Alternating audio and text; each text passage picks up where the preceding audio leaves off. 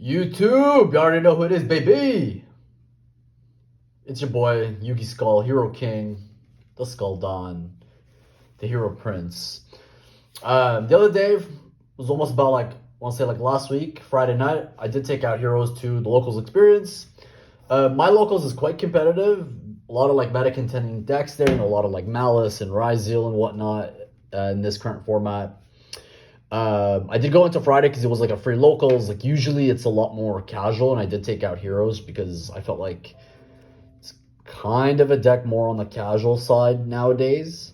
But to my surprise, it actually performed very, very well against the top contending meta. And at the end of the day, I'm still always developing my deck lists with the top meta contending decks in mind as well. So I want this to be a quick deck profile just before the Supreme Darkness format rolls out. So this might be the last deck profile I do until we get the new stuff, like the Evil Assault and all the Evil Hero cards. Those are going to be phenomenal cards. Doom Prison and Evil Assault are definitely a package that I'm going to be running and going to be incorporating into my deck. It's going to be, I think, the next best package to incorporate in Omni Heroes from the testing that I've been conducting, and just from hearing out all the other folks in the awesome hero community as well, like the Facebook group and everything like that. So yeah, let's get right into it, guys. I did take, I think, top 4. I gave my win at the end just because it was a free locals and I didn't care. And the guy was slow playing me, so I didn't want to get into an argument with somebody who's new to the game over a free locals. But in reality, he was in a complete losing game state. So yeah, it's a top 4 deck profile. My matchups were round 1. I did take care of Lightsworn FTK. It was a mill deck. The guy actually banished his whole... He milled his whole graveyard, made Rudy Rose, banished everything, and then had a burn card that basically FTK'd. Round 2, I defeated Unchained 2-1. Oh, sorry, the Lightsworn deck was also 2-1. Round 3, I did lose to Memento 1-2, so I did take a round against Memento, which was pretty nice.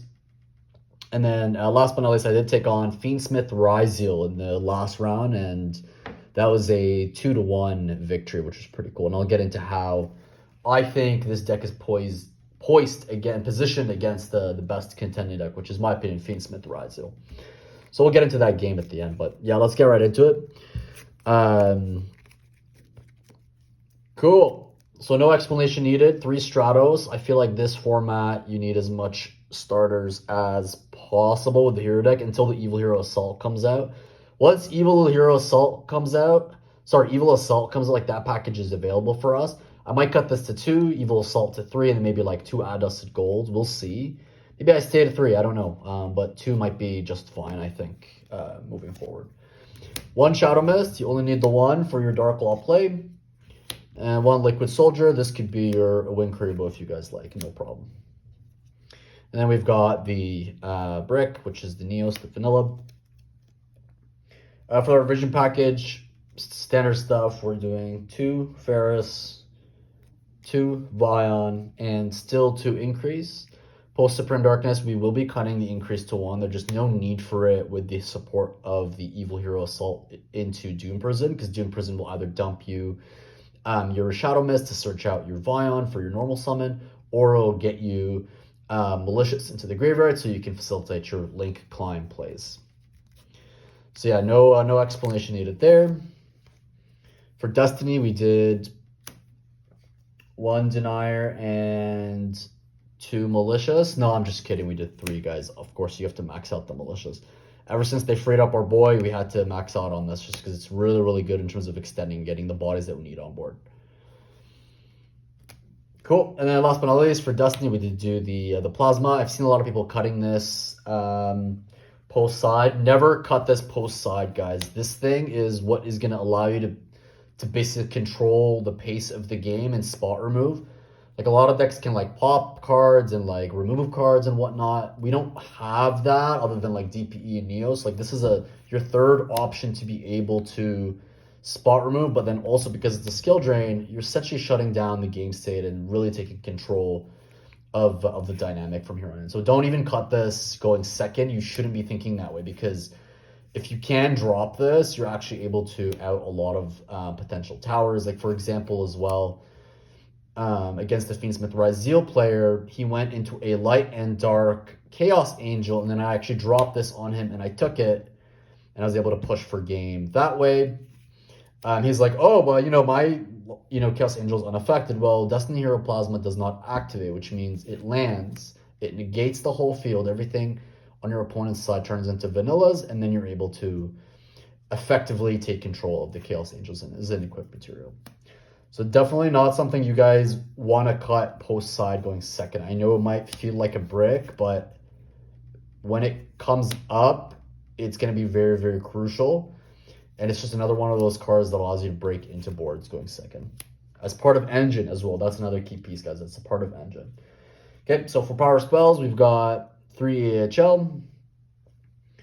And we got the Fusion Destinies. No explanation needed there. Never cut this to 2. Even going second, there's no need. It's a board breaker, guys. DPE is a board breaker. It's a menace in a simplified game. Now for some 1s, we got the 1 Poly. I think 2 is fine, but I just went down to 1 just because Impulse has dropped in terms of favorability, just because the only deck that's playing it now is Malice. 1 Mass Change, 1 Miracle, 1 Rhoda, as well as the Call By. So I played these 6 1-ofs. The Call By, as well against the fiendsmith Ryzeal player, put in a lot of work. I had one game state where I was hit with Perula, and I had the option to either Call By the Perula or Ash it. And then, it's kind of one of those conundrums where do you Call By the Perula, then you lose the ability to stop other hand traps, or do you Ash the Perula like the Molcharmi, and then you miss out on the opportunity to potentially Ash their Duo Drive or Ash their Fiendsmith line to stop their Fiendsmith monsters from coming out. I ended up Ashing the Perula and keeping this, and it interacted really well into Muriel Logic after I got nibbed and I established Destiny Hero Plasma. So after he exhausted 2 hand traps, one of being Nibiru, I was able to establish Plasma, and I took his Nibiru, and then I was able to essentially set this as part of an end board piece in the concern that he goes Muriel Logic Aggregator Descend off of X Ryzeal, and I was able to actually essentially stop it for 2 turns from coming out. So this was incredibly, incredibly powerful in that game state, and he was essentially just scooped at that point because he couldn't do anything to out the Plasma. Because they're only out in their deck in terms of engine is going to be their Muriel Logic. They could potentially run it over, but I did accompany my my Plasma with the DPE. Also, I was definitely very cautious with the fact that he might have had talents or thrust in hand.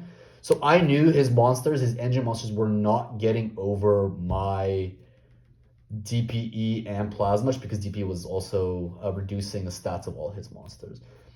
And it turned out the fact was I called it right. This was able to take care of the Muriel Logic, and then he did have a talents in hand that he was unable to use just because I was only using my DPE effect in the end phase to destroy some of his set pieces.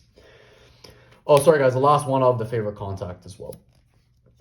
Awesome. Now for some non-engine.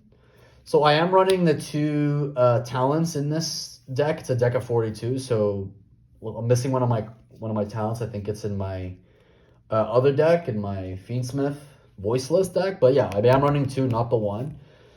This card's really good going first and second. Going second in this format, this is just really good at grabbing their detonator and just outing that.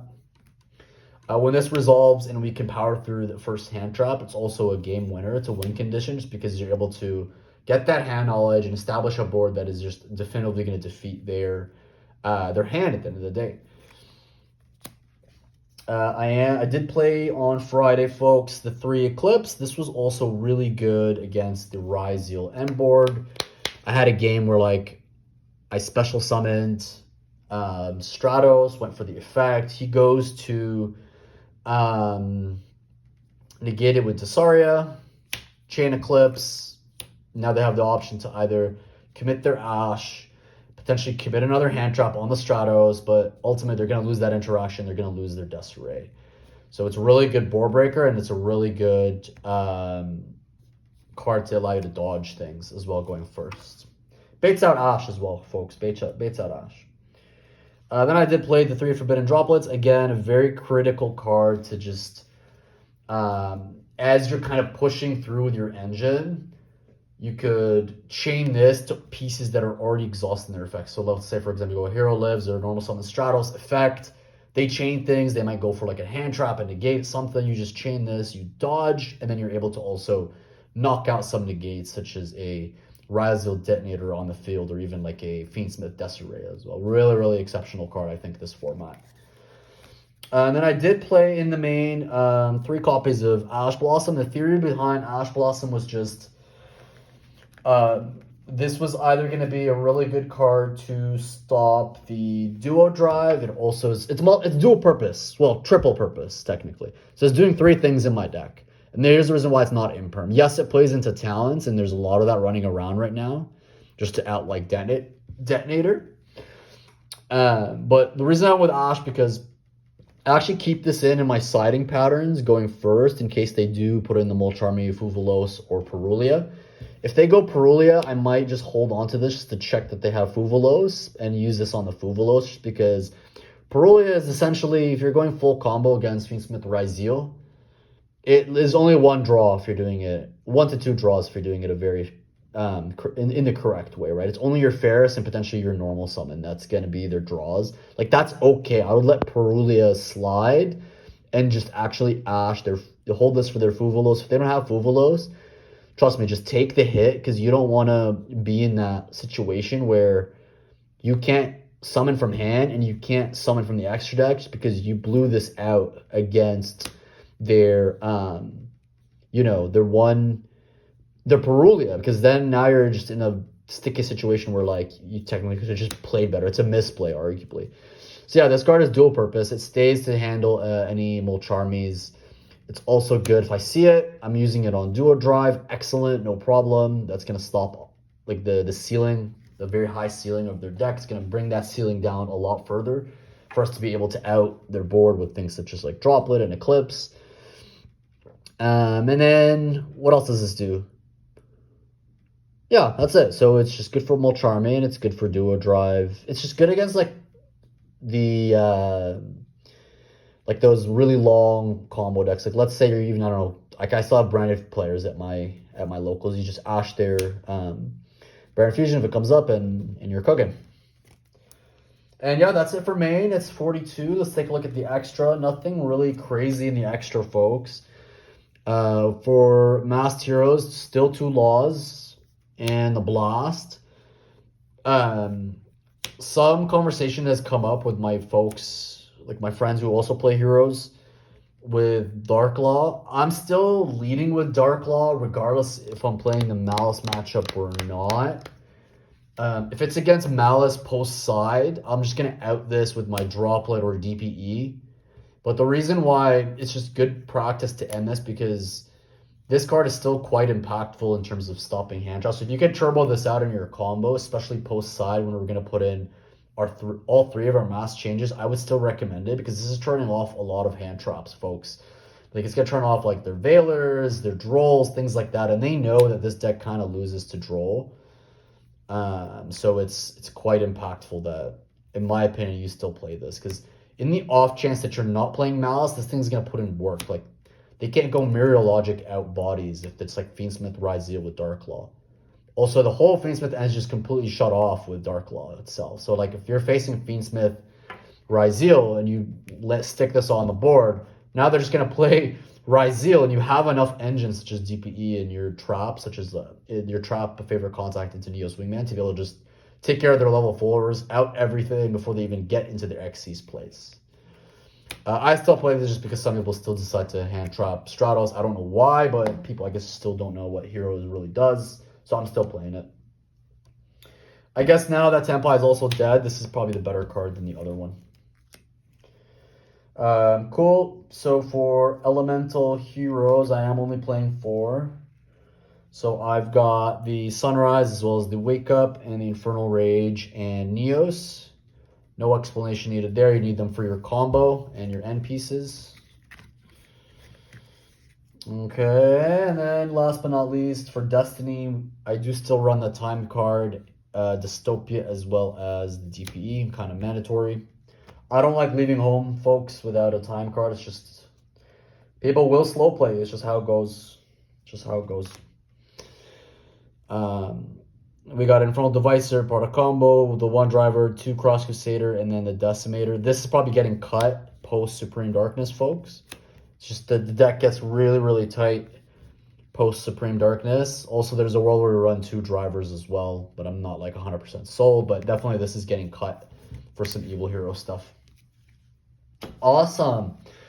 Okay, we're just good on time. We're about like 15 minutes in, so we'll do the extra. I did run Triple Thrust. I also ran the 1 Duster. I've got for you guys as well, part of the Heat, some Dark Rulers. And then for more board breaking capabilities, we got the Evenly matches. This thing puts in work, guys, this format. Very slept on, very, very good. It hurts every single deck. It also banishes face down key critical pieces in the Ryzeal fiendsmith board that they may otherwise need for crack. Like imagine if you're banishing their 1 cross, or you're banishing like key pieces in the fiendsmith engine. They're not going to be able to get that back, right? And there's only so many cards in the fiendsmith Ryzeal deck in the first place. Like there's only so many Ryzeal names. If you start banishing some of them because they have bodies on the field or whatever, it's really going to hurt them. Yeah, like the other day on Friday, I kid you not, like this was a go second hand. It was just a complete blowout against fiendsmith Ryzeal. So he ends up going like Desiree, Nader, Cross, like the whole 9 yards, like everything plus the kitchen sink essentially. So this was my hand. I also had the Droplet, and then I got the wonderful Eclipse. So this was the hand, and then I also had a Fusion Destiny, and I kid you not, guys, the last card, which was, it actually mattered. It wasn't a brick in this sense. It was part of the combo. It was Neos. So how I actually approached the game was I'm just like, okay, great board, bro. Proceed to battle. Draw, stand by main phase, battle. End of battle, evenly. He goes Desiree. I actually chained the Eclipse to check for Ash Blossom. And then it kind of actually gave me the option to basically hold this for the grind game because I'm losing my my main phase 1. So I checked for Ash because he did have 3 cards and he didn't have the Ash. So I held the Droplet. He did get to keep 2 cards. He ends up like keeping his Desiree set. We outed the whole Ryzeal board, and then he kept a call by set as well, where he actually sniped out my Mali. But it didn't matter because we had Fusion Destiny. And then what I did for Thrust is I went AHL. In hindsight, I should have just went for Rhoda, but I was worried about potential hand traps. So he ended up like still winning on the books because of time, because he started like asking me 101 questions about the deck. But I was just like, bro, let's just play it out. Like, you're asking me a lot of questions. You don't know what the cards do. Let's just play it out. You can have the win. I really don't care. It's a free locals. I just want to see if I can out the board, and I did. I was able to completely out the board. So I went for Thrust, got the AHL, then went off. Then this became was the discard for Ferris after searching Ferris with Stratos. And then although he clapped Mali, I was still able to go Fusion Destiny and end up on DPE Trap Plasma. And then it was just kind of like simplified game from there. He couldn't really do much to take care of that end board. And then last but not least, so that's it for breakers. Got Rivalry. We do have the D-Barrier thrust targets, the 1 thrust target that I ran. And then 2 Mass Change. These go in, going first. I know I'm going first. And then Dark Angel still put in work.